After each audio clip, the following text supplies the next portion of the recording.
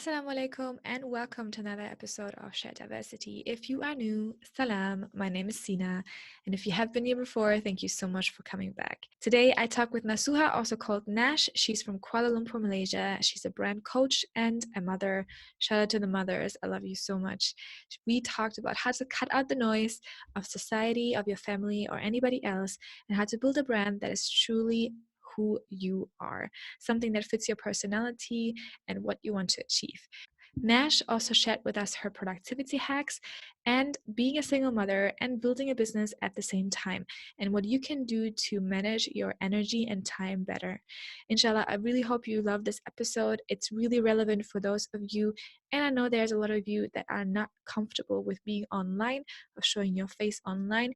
We talked about a lot of options of networking and building a brand and reputation offline, outside of the online and social space.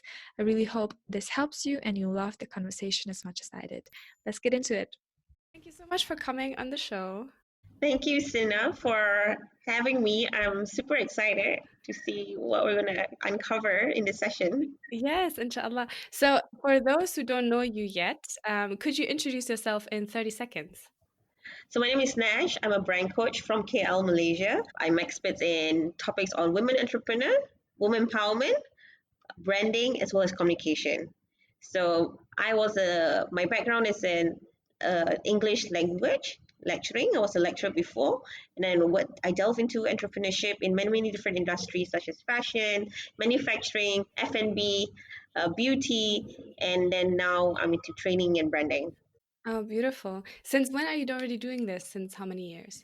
Being an entrepreneur in the business world for about 5 years now, solely in branding, about going on to 3 years. Okay, mashallah, congratulations. Thank you. So, what was actually the whole idea behind becoming an entrepreneur and then going into branding? So I started becoming an entrepreneur because I was bored with the routine cycle of my job. Like I love teaching, I love growing minds, and that's something I've always still do from time to time to go and educate people. But there was no growth for me, for myself, and I wanted a challenge, and that's why I went into entrepreneurship. I didn't realize it was so hard. I had to learn everything from scratch. So when I started my entrepreneurship journey, my first stint was managing a factory.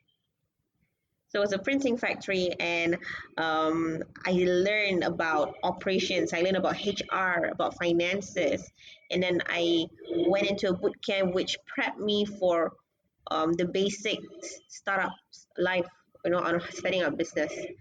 And then when I did manufacturing for a printing line, people started knowing me for my value.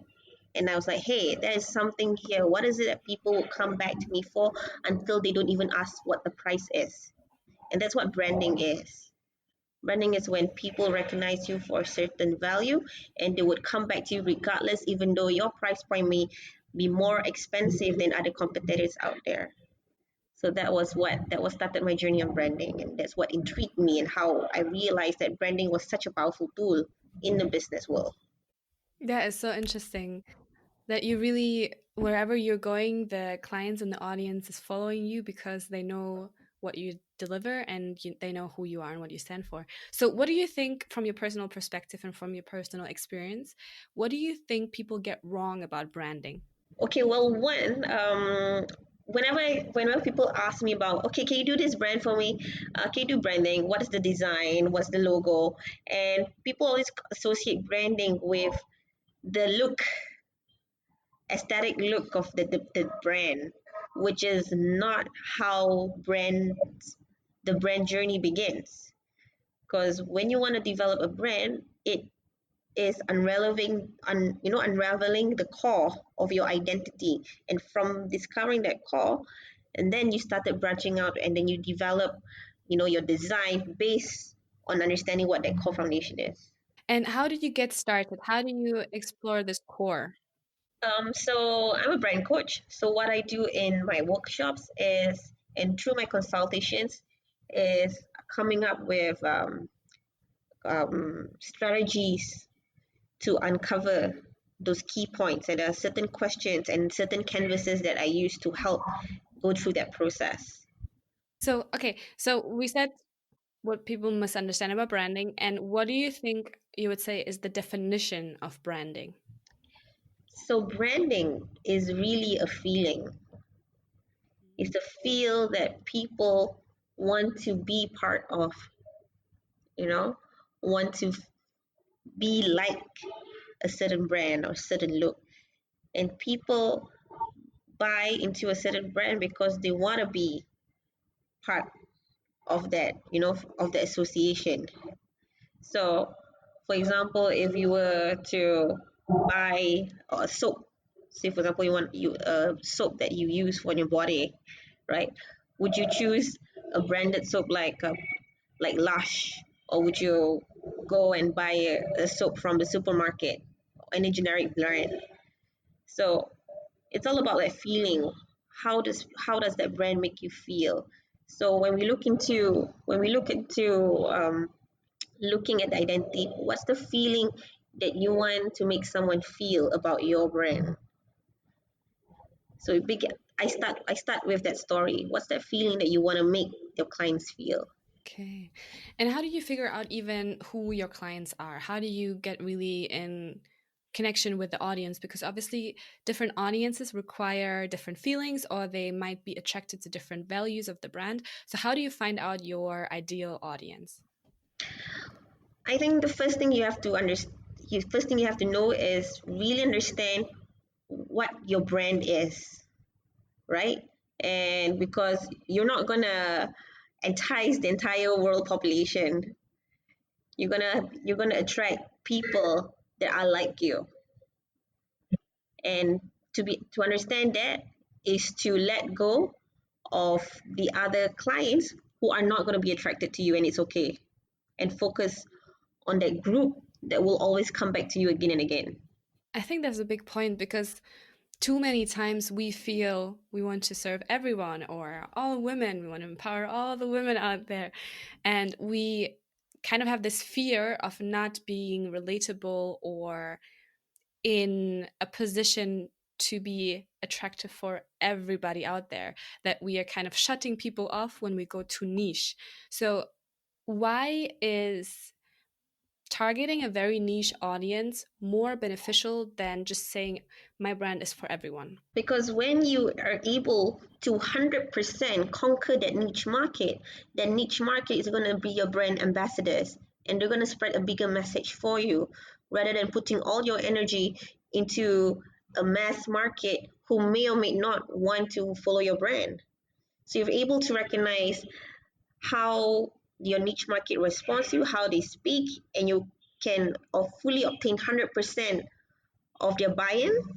They will spread that message for you. You don't have to worry about that. So I know a lot of friends, they're very conscious, and they're very well, oh no, but if I don't do this, they might not like this. If I don't follow up the trend, this generation might not get it. But it really doesn't matter. If you stay true to your identity, people will want to look up to you. Okay, so you are talking a lot about brands in terms of you creating a business, and there's the brand that you're selling a product or a service for. What we talk about as well is personal branding. So that's something, for example, that I found you for. So I found you on LinkedIn. You are very outspoken in the way that you share your messages and the workshops that you do for women and kind of the work that you are an expert in. And that is kind of your personal brand that made me feel a certain way about you and made me want to contact you, right? Yeah. Thank So, you so much, by the way. Wow. I'm really happy to, get that feedback from someone from all over the other side of the world. yeah, and that is what shows that you're actually very, very authentic in the way that you portray your personal brand and that you have created it. Because I had a emotional connection to what you stand for and what your work is. So, what do you think are the differences between having a brand and creating a personal brand for yourself based on your identity and character? I have to say this though. I took a few years to discover my personal brand. It's not like an immediate process that you'll know overnight. But having a personal brand would strengthen your business brand even better. So, so especially in this time and age where whenever people look up for a business, they want to see who are the people working behind this brand, right? And whether those their values that they stand for is in line with the brand that they're advocating for. So it's really important. And second of all, I feel that once you identify and you're able to know what your personal brand is, you'll be more passionate about the work that you are doing. And when you're more passionate, you'll be more authentic. And when you're more authentic, more and more people will be able to resonate with your message. So do you think, and we talked about this last time that we spoke, do you think that a personal brand can only be created online? No, of course not. No, of course not. So this is a lesson that I heard from someone. It's about a leader, leadership. If you look at true leaders, they are authentic everywhere they go. How they sound like, how they talk, how they speak, online, offline, face to face, they're the same. So a personal brand should be the same way. You have to be the same online and offline as well. Then will only people know how real you are, the realness of you. So what was your process in creating a personal brand? Because you said that it was actually a longer process for you. It was not like, I know what my personal brand is. It was kind of like a longer journey. So how did you get to the point that where you are right now? I I I experienced a lot of things. Like I went through so many failed businesses. I started up a lot of projects. Most of those projects failed. Say, for example, out of 10 projects I started, only 2 survived, right? Yeah. So it's a lot of trial and error. It's taking risks and being brave and going on adventures and experiences that you think you'd never want to take for yourself. You never imagine doing it.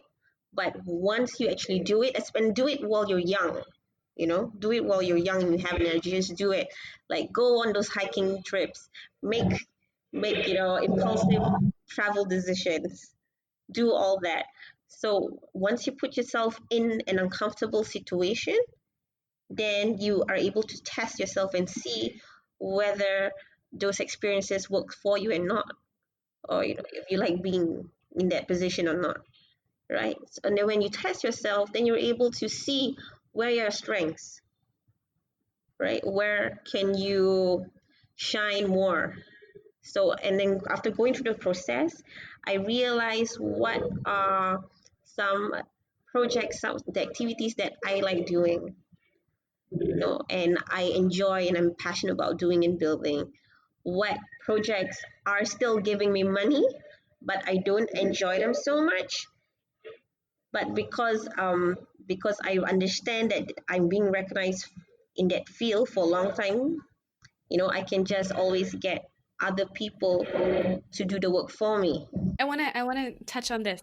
So what we haven't talked about yet is that you're creating a business and you're creating a beautiful brand and you're coaching other women on branding and how to develop themselves. Yeah. But on top of it, you are a single mother with 2 children.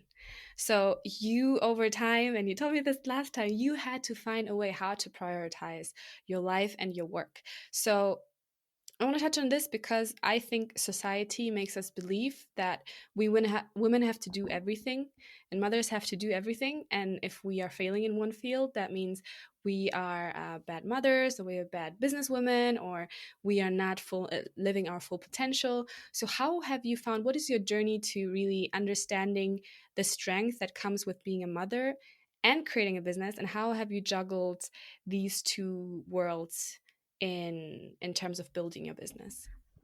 Number one, I realized that no matter what, my children will love me.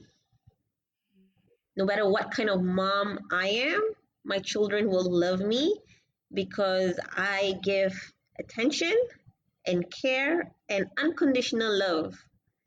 So it does, and I had to tell myself, it doesn't matter if I don't cook every day, but my children will still love me as their mom, right? So understanding that children will always appreciate you for what you do, and being truly honest with them. Second of all, to cut out the noise. I learned to sort of cut off people who cannot support me the way I want to feel supported, and to realize that, because I'm sure that we have a lot of people in our lives that surrounds us who mean well, who really mean well and have the best of intentions, but sometimes the way that they do it might hurt us even more. Instead of energizing us, it just takes us back to a dark place. So Mm. to know Do you this have an kind of example in that on your um journey? so I got a divorce, right, from my first husband, and he wasn't very supportive, and he was emotionally and mentally abusing me. So it took me a long time to put a stop to it, and took him out from my life because it wasn't healthy to him for him to be around me and for the children. I mean, he was a good father to the children, but he wasn't good to me. So if I'm not happy, the children are not being happy.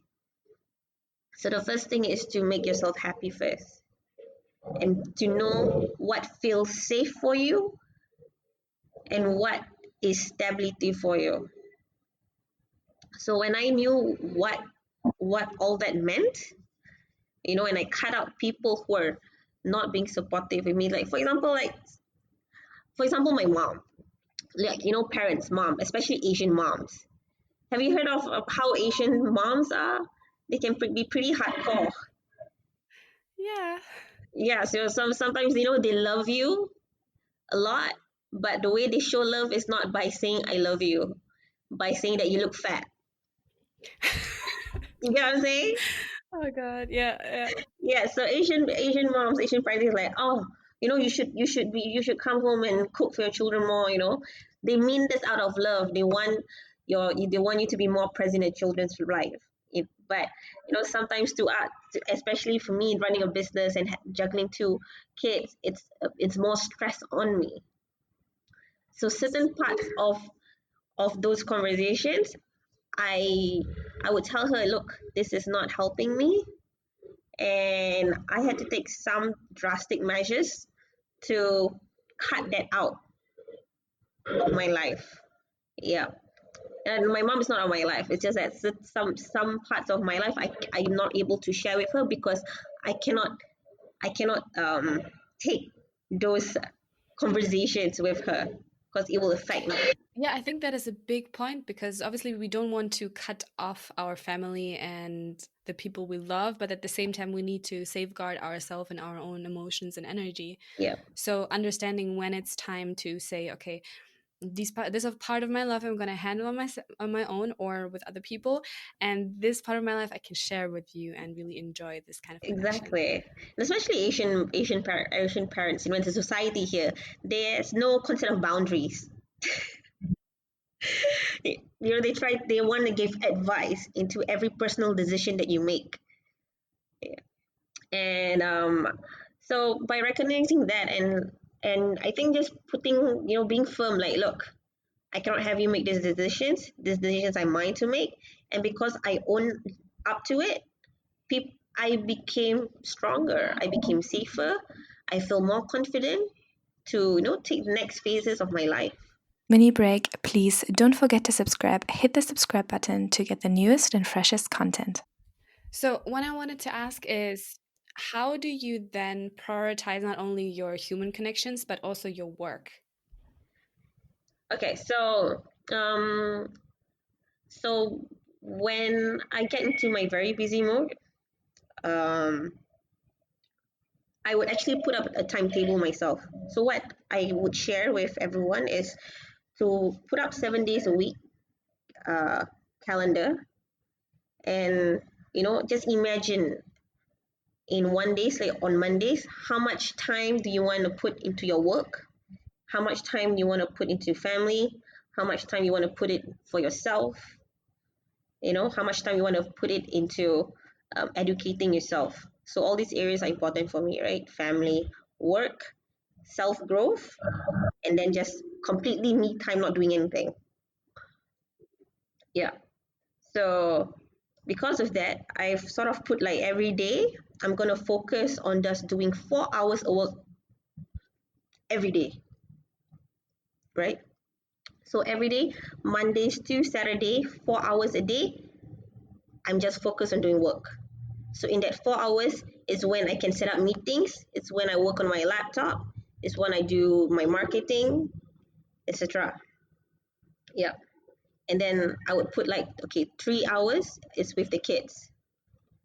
Like I have 1 hour is with them doing homework and another hour for me to read books, etc. And then the rest they play on their own. And then maybe 1 hour a day for me to do a bit of reading before I sleep. And the rest of the day is just, running chores and then cooking and all these things. Yeah. But knowing and understanding how you want your day to look like, and then when you put it and you visualize it out there, you're able to keep up with that time that you want for yourself. And then exercise. I forgot to put exercise in being healthy. Yeah. And it is possible. It is possible. We always say that it's hard because we look at it in such a huge picture that you have to do everything in one day. But when you dissect it and you put it on paper, you'll see that it is possible. I think that's such an important point because a lot of times we make big goals and we do one big thing and then we never do it again, or we do it 1 week and we're like super stressed and like full on, and then we never do it again. Instead, I feel it's very interesting because the first reaction to saying I work 4 hours a day from Monday to Saturday is saying this doesn't sound like a lot of work.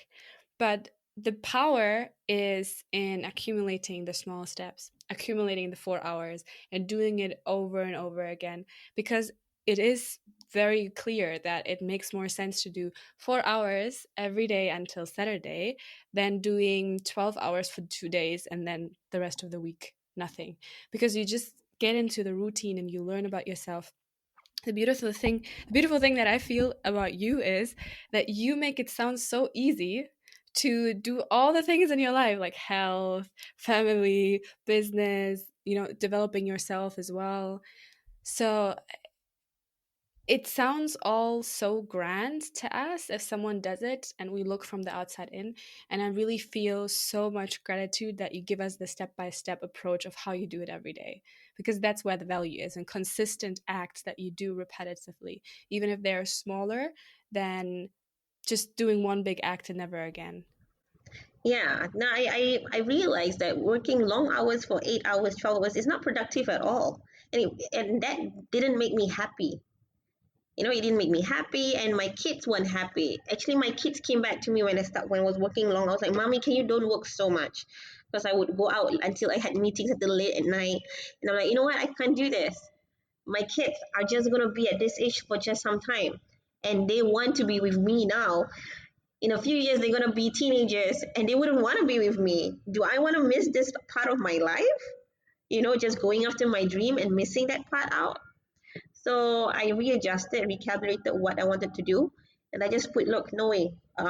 When they are in school, that 4 hours, I will use it to do my work. That's it. But and it is very productive. You can do a lot in 4 hours when you set your mind like I only have this 4 hours. I've got to do it. You can do it. Also, we only have attention for so long. We don't have attention for 8 hours straight. That is just human nature that we cannot concentrate for too long. So Yeah. at some point, the productivity gets reversed and we get less productive and we even sabotage ourselves because we are giving more energy, but there's not the same output. So I think this approach is really valuable. And another thing that I wanted to add on is your approach to prioritizing what you do and what you let others do. So understanding a lot of times, I always say this a lot of times because it's not true. So many times we are told that you should work on your weaknesses. So you have strengths and weaknesses and you have to balance them out so they are both kind of the same thing. And I feel this is total nonsense. It makes no sense, because your weaknesses is not what you should be focusing on. You should be Yeah. focusing on your strengths and making them stronger, and then find someone whose strengths are actually your weaknesses and partner up. So Yep. can you tell us what brought you to the understanding of doing that, and how you actually outsource practically in your life and business? Well, I wasn't doing it as well as my say one of my team was, right? And it just makes very sense that I would give this job to him, and I would focus on things that I had connection and network with, and I would work faster in. So it was a synergy. And I also have to say, when you find partners that you can work with, to make sure that your values are aligned with them, that which comes back to branding as well. It comes back to your personal brand, because like your personal brand is your work ethic, is how people accept from your services. They want to have that same value. So when I got a partner who had the same values but had different strengths for me, that was a bonus for me, right? It's also risky from Allah to connect me with this person and make my life easy in a way, right? And we by sharing this risky that he has showered us, it makes all of us even happier, I think. If we're so greedy and, oh no, I got this job, if I do it all by myself, I get more money, but to what expense, right? To the expense of your children's time, to the expense of your happiness and your health. So no, sometimes it's just better to outsource it. So the strategy is really to look at the activities and the work that you enjoy doing that actually gives you energy, Yeah. and then look at the things that is taking energy from you and that is not serving you well, and then looking for someone that can actually do it better, that you can Yep. share the project with. Yeah. Okay. So I want to talk about the offline online space again, Okay. and the fact that you're doing a lot of your branding and coaching and training offline. So, first of all, what kind of work do you do, and how do you get people to come into your workshops? So I started the workshops by actually, just advertising. I'm having these free workshops and getting women to come. So I started by investing on brand awareness, right? The first year is all about building a brand awareness, and in my for my brand, which is me, which is investment of my time and energy. So I needed more and more people to share my ideas and to trust me and to spread the word. So I started hosting free events where women could come, and I would hold workshops, mini workshop sessions. And from those workshops, for the women who trust me to help further their goals, um, they would take up personal coaching packages from me. Yeah. And how did you get this first clients? How did you get them to come to your events? So I would join networking events around the city, go introduce myself. There are some events where I'm the speaker and I would give talks, and that's how I got recognized. So that's where I got the connections with my contacts. And because I've been around in the business world quite long now, so and just be brave and start making friends. I think one of my first few clients, I got together with her through Twitter. Like, I just commented on her Twitter page, hey, I like what you're doing, can we collaborate? And she just said yeah, and she got hooked up with me, and we got together. We've done amazing work together from that. So it's just being brave. Look out for people who think would be able to use your services, and just approach them no matter where. That's beautiful advice. Then how do you merge online and offline? Because you said you also have a website with a funnel that brings people to really either join a free workshop or buy services from you directly. So how does it really work, and what kind of tips can you give people who want to also bring that merging online and offline, but being more present offline? Because we have a lot of women in the audience that are not comfortable with showing their face or giving too much of themselves out online. They would prefer to have it one-on-one in workshops with women. With women. So what would be your advice in merging online and offline and making it work for each other? So you're saying that a lot of women are not comfortable being offline than online? Is that it? No. So a lot of women in the audience are not comfortable with being online and showing themselves online Okay. and showing their face, creating a brand online. So what advice could you give them to maybe use online sources like you do the funnel on your website, Yep. but then really create an offline audience and offline products or services? Yeah. So I'm one of those women who I had to take a lot of courage to sort of do what you do, have being online. And I have to practice. Like when I do videos, I would have to write scripts and I have to memorize them and then do the recording. I can't really talk just off the cuff and do, just have a fantastic video. So it's still a lot of work. It's still a lot of work to create content. Yeah. So Yeah, it is. And it takes a lot of practice as well because you begin with like writing scripts and then it takes 2 hours to record like a 15 minutes video, and then you kind of have to find this courage and the self-confidence to also do it by yourself. But at the same time, offline and speaking in front of people and giving workshops to a group of people, that requires a lot of self-confidence as well. So I admire you for really putting yourself out there and then at least using both tools to serve you and get your audience together. yes, I think there is no easy answer to this, really. It takes a lot of practice. Definitely, there's still a lot of work that you need to put in to prepare for something. Always prepare. I think my advice is to always prepare. And in terms of merging online offline, um, I think create a very strategic process. That's what I do. You know, say in a month, put a goal like every month I want to have one offline appearance in public, and then online have say 4 videos out in a month, right? And then stick to it. Goal. Make it simple. Don't overstress yourself with putting out so much, and don't compare yourself with anyone else. Be at your own pace. If you're comfortable, like say for example, you can only put up 2 videos a month, just put up 2 videos a month. It's fine. If you can come up with once a week, go ahead, do it. Yeah. So just start with something that you're comfortable with, but put it in their timetable, what you want to put out, what's the outcome you want to do it, and then prep for it. Prep for it.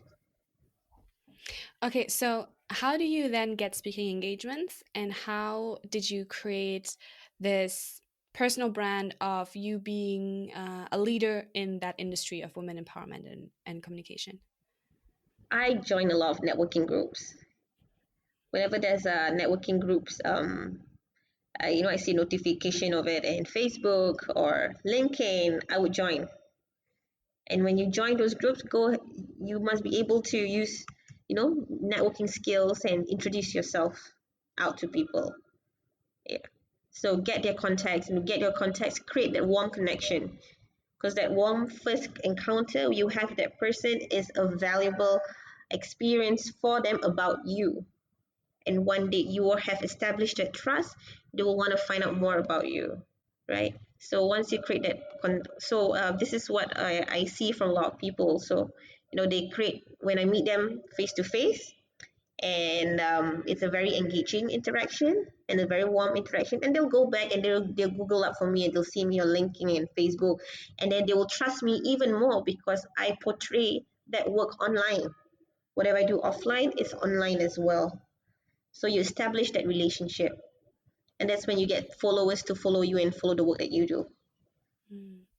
Okay, so much valuable content. Now, I want to go back to the beginning of building a personal brand or building a brand for yourself. What would you say to someone who is a complete beginner? Maybe the 5 top tips or any kind of steps that you have for people to create their own brand. 5 top steps to create your own brand, right? Okay, number 1, figure out what sort of personality are you, right? Are you a people person? Are you what sort of interaction do you feel comfortable with, right? What sort of number 2, what emotion do you give out? I think that's very important because everyone has a different emotion. It's like a different vibe that you give out. Like I'm not like a Beyonce vibe, sassy or whatever, that sort of thing, or Rihanna sort of thing. No, I'm not. Right? Yeah. I'd probably be more like a grounded, mature, straightforward conversation sort of girl. So understanding what your vibe is and what your personality thing is really important. And then once you have that, to figure out what are things that you like and what are things that you don't like to do. And because personal branding is not only about your work, it also encompasses your interests as well, right? So you must have like a full rounded personality of who you are, not only in the work that you do, in your extracurricular activities that in the warmth and the relationship people that you build. So that's like what personality, vibe, your interests. That's three, right? Yes, What so you else? have personality, the emotion you give out. So you have Sorry. wait. So you have personality, you have the emotion that you give out, and then you have what you like and what you don't like. So understanding that your work and your interest brings the Yep. full capacity to your brand. So that's Yep. three. That's three. Um, and then be prepared to put in the work. Brand building is a continuous process. Just imagine the pyramid. You know, you have a vision in mind that, oh, I want this structure. You think about that structure and be prepared to do the work. And then I think the last advice is to be happy. Uh, to be happy, don't to be happy about and satisfied with putting in the work and not at the outcome. Because especially when you do personal branding, you want people to validate, give you validation, which is nice to hear from people when they give you feedback, but do not have expectations about it. To be happy about putting in the work, that's more important, because that's a sustainable way for you to go on in your business, because you're going to have some really low days, you're going to have some up days, and those low days are not going to help you, encourage you. But when you are satisfied with putting in that consistent work every week, every day, then you'll be happy with your brand that you're building. That is beautiful. So, two more things that I would like to ask. First of all, when you started, which was a long time and a lot of failures and a lot of projects and a lot of wins ago, what did you need to hear that would have made your journey easier? So, what would you have said to yourself? Wow. Um, I think to always have an open mind, you know, and be able to, love in the learning process, right? And to not be satisfied with with um, with just reaching one goal. So for me, the vision that you have set for yourself is a greater vision than you, right? What is the impact that you can give this world? If you're able to come up with an answer to that question, you'll be able to be in business for a longer run than just a short-term one. If you set out with the vision, oh, I want to do this business because I want to make a lot of money and drive this big car, and then once you reach those goals, you still won't be happy. So it's always about what's the greater impact in the work that you do. That, let's just call it purpose. What made you find out your purpose? What made me find out my purpose? I think because of what I went through personally on my journey, as a woman in an Asian culture, and then and having men really looking down at me. I have sometimes when I went into a business meeting and people look up and down with me because of the way I dress or the way I look. Maybe I look a bit younger than I'm supposed to be than a consultant, and they don't take me seriously until I do the pitch. Then they sit up and they start listening to me. And it's not easy for women here. And especially in the society, women, they tend to put themselves down and limit themselves from their own beliefs.